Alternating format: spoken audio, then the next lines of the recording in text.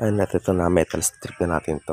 Sinagad ko siya rito ng tinanggal yung kanyang pintura para mas maging maganda yung kapit ng ating ipa-primer dito bago natin mapinturahan.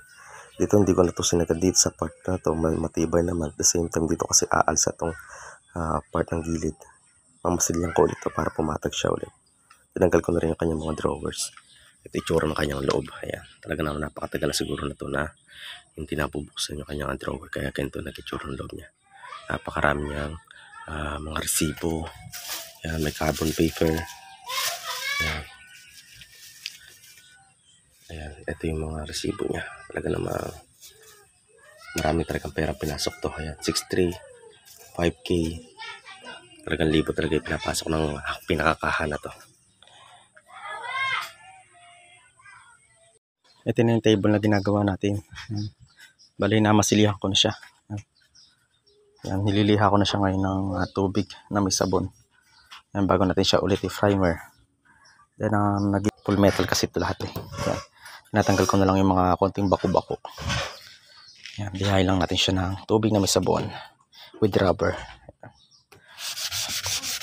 Para matanggal lahat ng kanyang kaspang, mga bukol-bukol.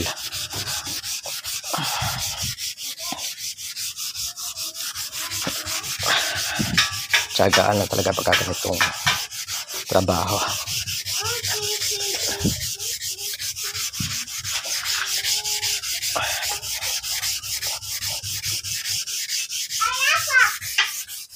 After nating maliha yung masilya niya, yan, tapos nahugasan na rin natin ng tubig na malinis, na punasan na rin natin at ito actually tuyong-tuyo na rin siya.